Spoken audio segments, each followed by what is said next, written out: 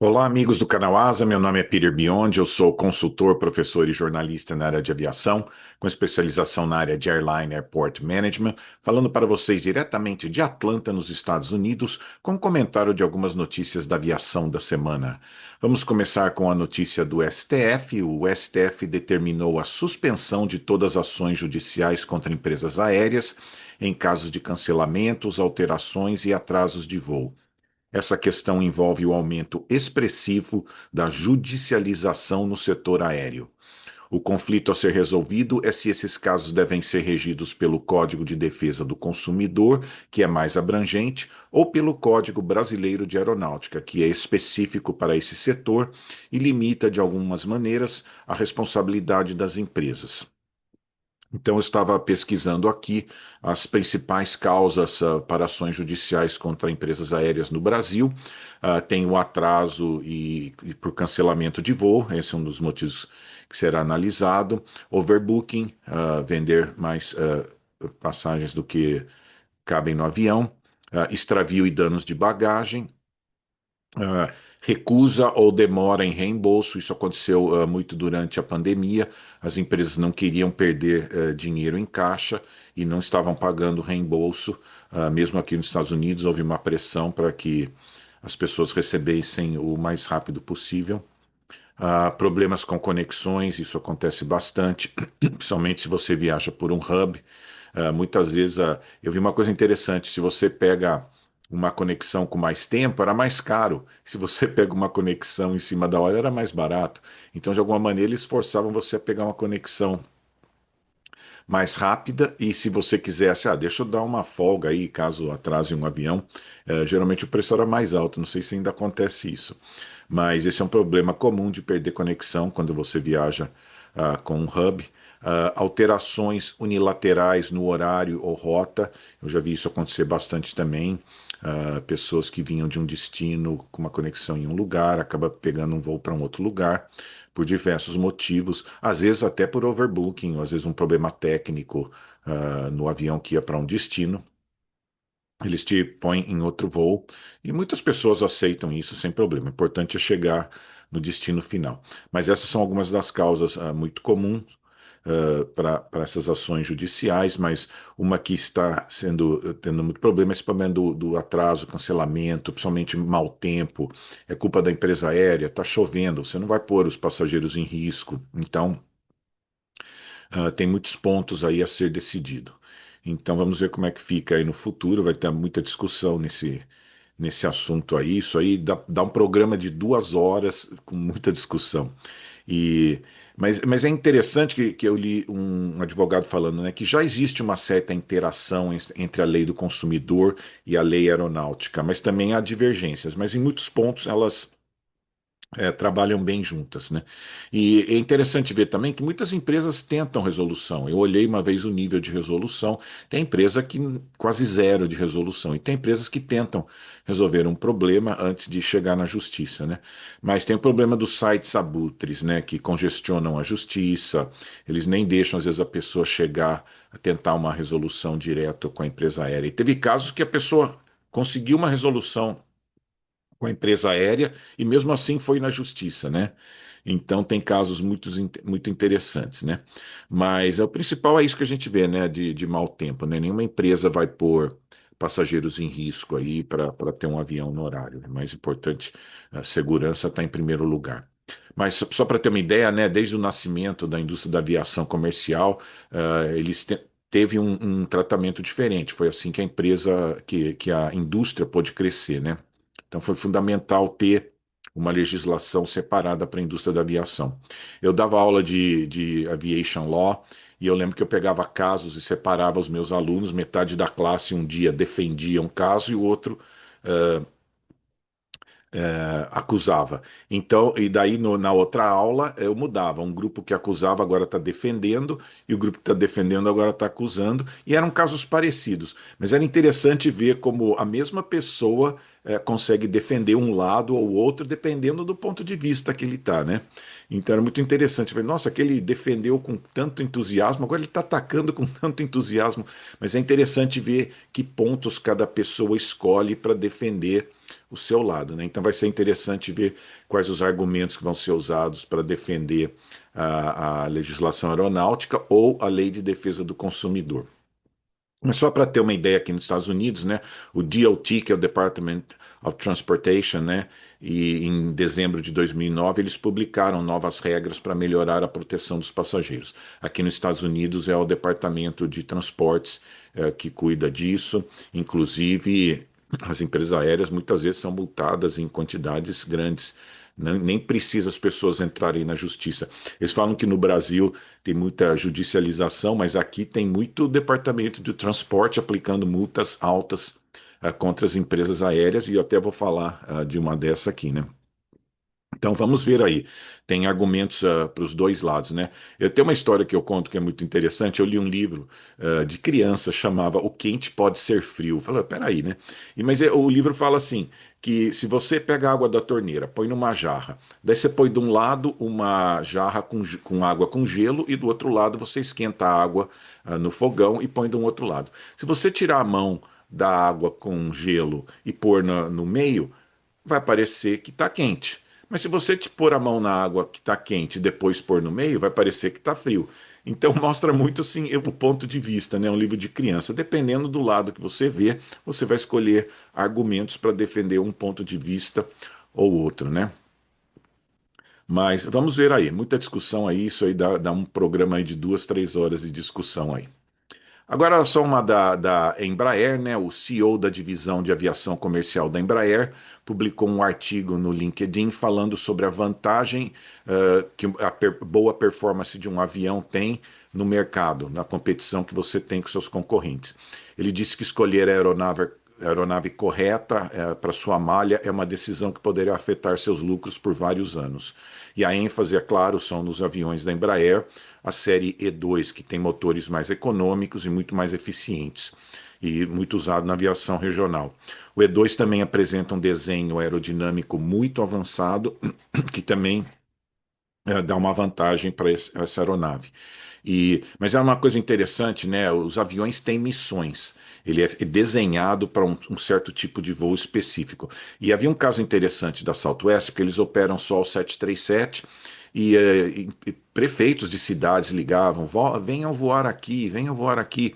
E eu lembro o CEO falava assim, olha, a gente voa para onde a nossa aeronave se dá bem, a nossa aeronave funciona bem nesse tipo de rota.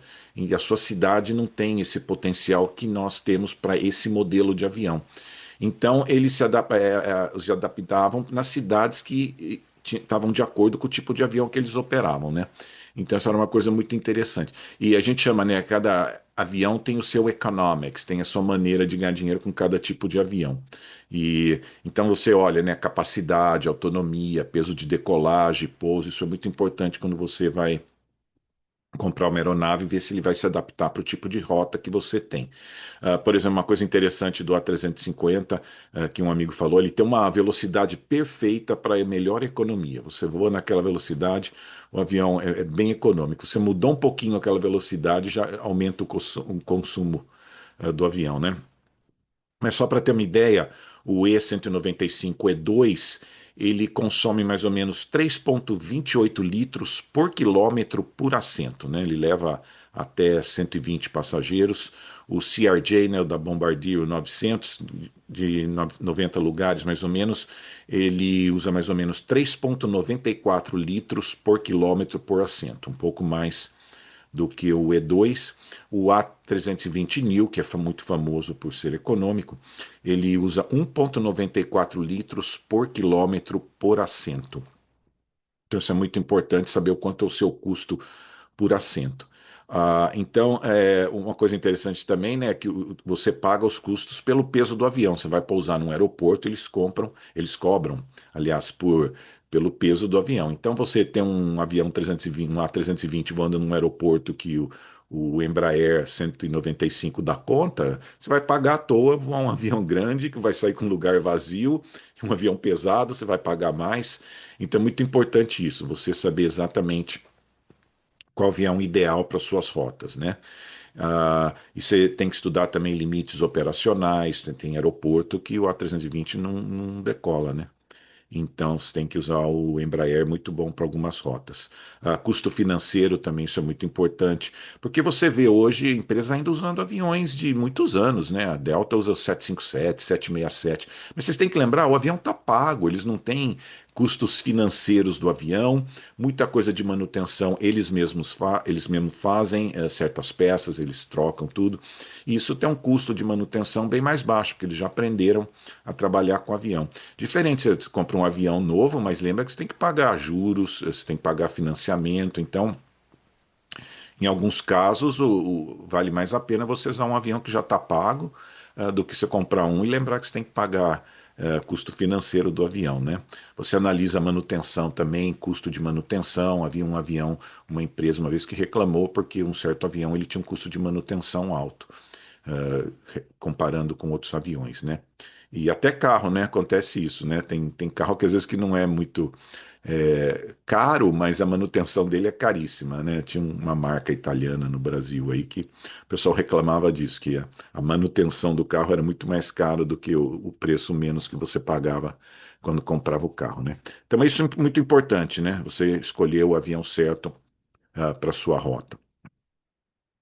Agora, uma aqui dos Estados Unidos, né? O Departamento de Transportes dos Estados Unidos vai perdoar em 11 milhões de dólares, e aí que eu ia falar das multas, né? Aqui não tem tanta judicialização, mas tem muitas multas aqui. Então, o Departamento de Transportes dos Estados Unidos vai perdoar em 11 milhões de dólares uma multa que ela deu à Southwest Airlines pelo apagão em suas operações em dezembro de 2022, durante o período de festas de fim de ano.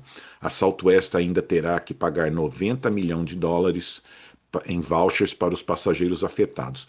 Esse apagão na Southwest afetou mais de 2 milhões de passageiros.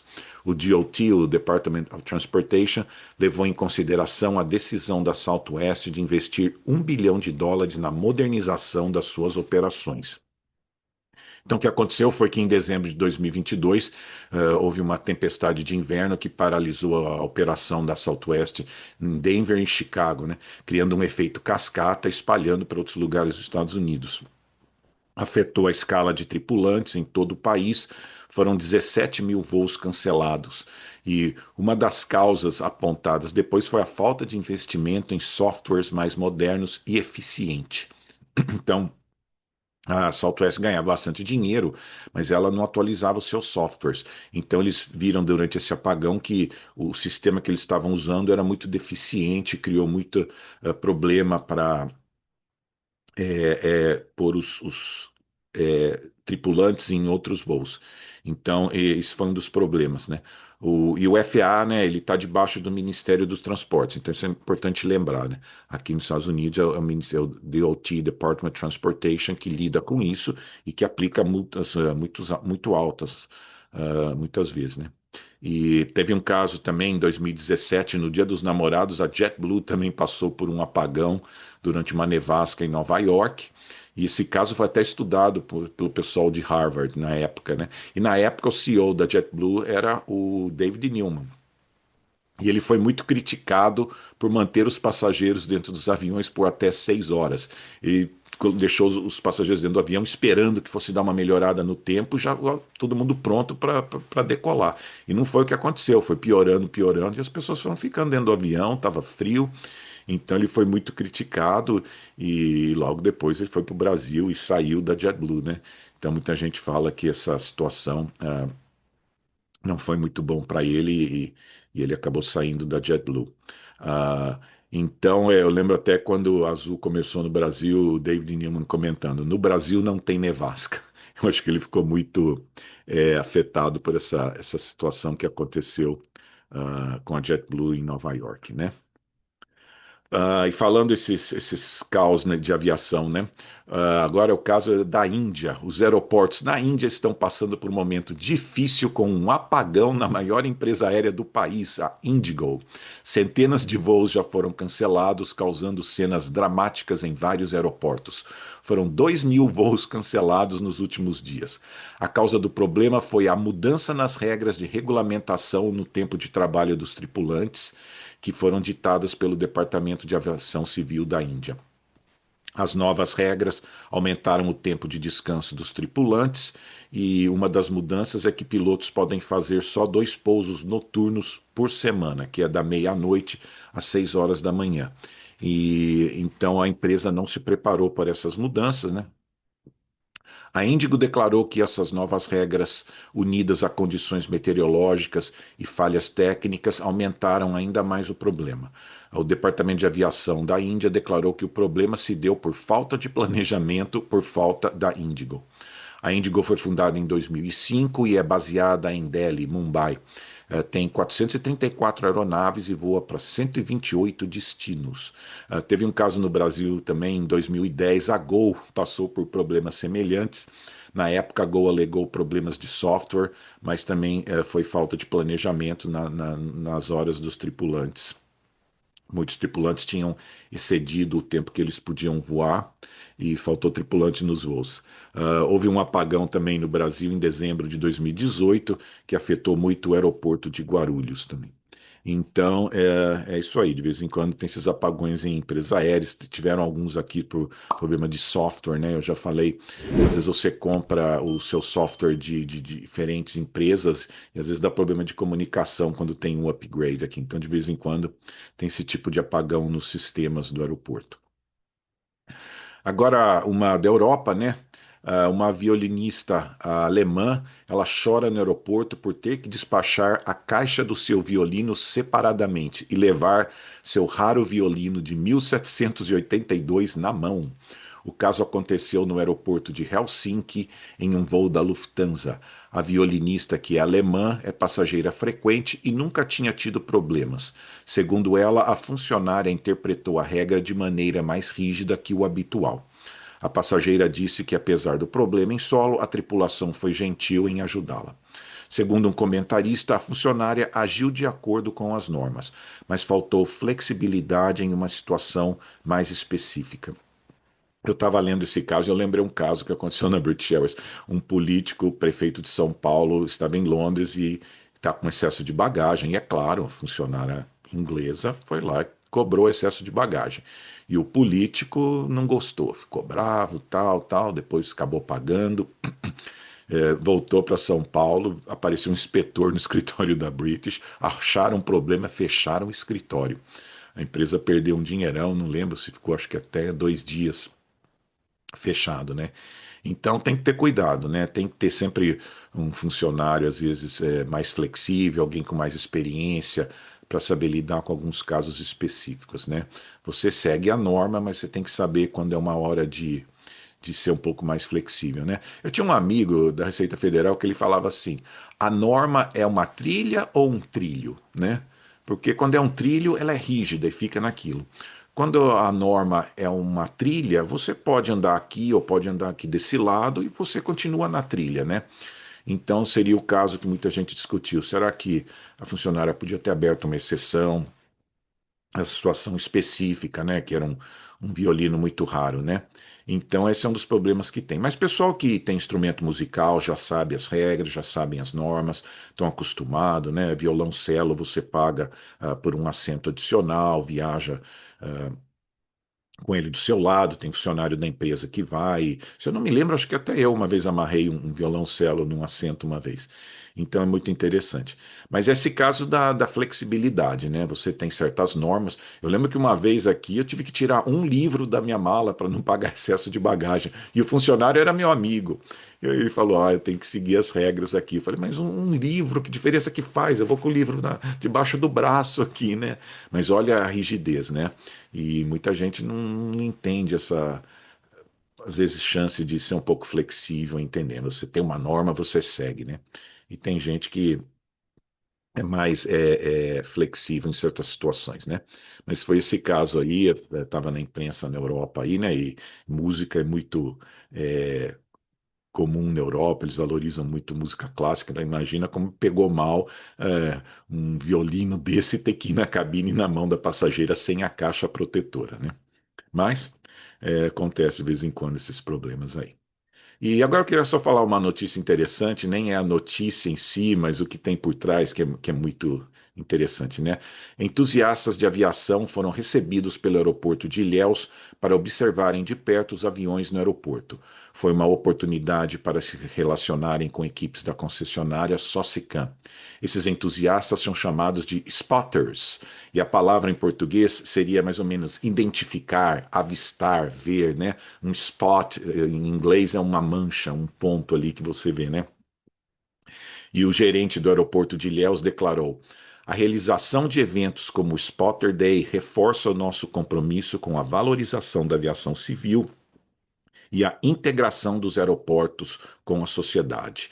A atividade incluiu uma visita ao grupo de combate a incêndio do aeroporto, né? Então eu gostei muito dessa notícia porque às vezes eu lembro que eu trabalhava em Guarulhos e tinha um grupo lá, o famoso AETA, que era do Robert, ele era um dos líderes lá do grupo, e eles iam no avião, no aeroporto, né, via avião. E tinha gente no aeroporto que olhava meio torto, não gostava daquela molecada ali andando no aeroporto, tão ocupado, né? E eu já era ao contrário, porque eu olhava neles o que eu era. Eu era desses garotos que iam no aeroporto ver avião, né? E muitos daqueles jovens que iam lá ver avião com 14, 15, 16 anos se tornaram é, pessoas de aviação, funcionários de aviação, pilotos, né? O Robert virou piloto. E então foi muito legal, né, ver aqueles jovens com 14, 15 anos aí hoje trabalhando na aviação. Então é muito importante esse tipo de atividade, né? Só para ter uma ideia, aircraft spotting ou plane spotting é o hobby de observar e seguir aviões, normalmente acompanhado de câmera fotográfica, vídeo e até rádio para ouvir as comunicações da torre com os aviões. Na década de 90 existia no Brasil este grupo, o AETA, com a liderança do Captain Bob, do canal Asa, e eles eram bem conhecidos ali no aeroporto de Guarulhos. Essa atividade ela sofreu um pouco de restrição depois dos ataques às Torres Gêmeas. Muitos aeroportos fecharam os lugares para ver avião. Mas com o tempo foram recuperando, mas tem aeroportos que até hoje não tem uma área boa para ver os aviões. Eu uso os parking lot, né? O garage parking, que 5, 6 andares, ali no último andar é muito bom para ver aviões. E hoje, né? Hoje já temos até a atividade pela internet, inclui os sites como Flight Radar 24, o Flight Aware, tem câmeras em aeroportos como o Golf Oscar Romeo aí no Brasil, que você pode observar os aeroportos. Então você pode fazer spot uh, da sua casa mesmo, né? E eu lembro que eu ia muito a Londres e num dos terminais, se não me engano, três, eu ia lá ver os spots, eles tinham caderno, eles marcavam a data que eles viam o avião. Nossa, eu vi esse avião há 2 semanas atrás, ele pousou aqui às 5h45 da tarde, e fotos, né? Tinha um pessoal, era quase uma religião, né? Aquele pessoal que ia ver aviões. E tem gente que viaja pelo mundo para fazer isso. Aqui no aeroporto de Atlanta tem um hotel em frente à pista e tem gente do mundo todo que vem aqui, se hospeda para ficar vendo avião, né? Mas é muito interessante que muitas dessas pessoas, até jovens, né, acabam virando pessoas de aviação mais tarde, né? Por isso que é muito importante essa atividade. Eu queria falar disso especial, né? E eu lembro que eu ia muito a Viracopos, acho que desde com 12, 13 anos eu já pegava o ônibus sozinho, né? E eu era frustrado porque tinham poucos voos no aeroporto, né? Às vezes tinha que esperar 4, 5 horas para ter um avião ali. Eu ficava no aeroporto. E você vê como a vida é, né? Hoje eu tô aqui no aeroporto, tem 2.500 pousos e decolagens por dia, né? Eu acho que Deus teve misericórdia e falou: olha, você sofreu lá esperando pousar um avião de vez em quando, agora eu vou te colocar aqui para ver um monte de avião pousando e decolando. E às vezes eu vou num dos park garage aqui, né? E lá no último andar, às vezes tem algum jovem lá sozinho, olhando, né? Eu paro assim, falo, ah, você gosta de avião? Começo a bater papo. Nossa, ele acha assim que eu sou um anjo, né? Como eu entendo de aviação, começa a conversar, a gente começa a falar de avião, né? Então é muito gostoso essa atividade aí. Mas tá bom, então, para quem não conhece aí essa atividade aí, plane spotting, né? E no aeroporto é muito gostoso, as amizades que você faz também e fica conhecendo as pessoas do aeroporto. Mas tá bom, essas são as notícias da semana aí. Espero que vocês tenham gostado. Assine o canal, recomende para os amigos, deixe seus comentários, é muito importante. Eu leio todos os comentários, respondo quando possível e leio os comentários das outras pessoas também. Muita gente traz informação adicional, informação muito boa. Tá bom, muito obrigado a todos.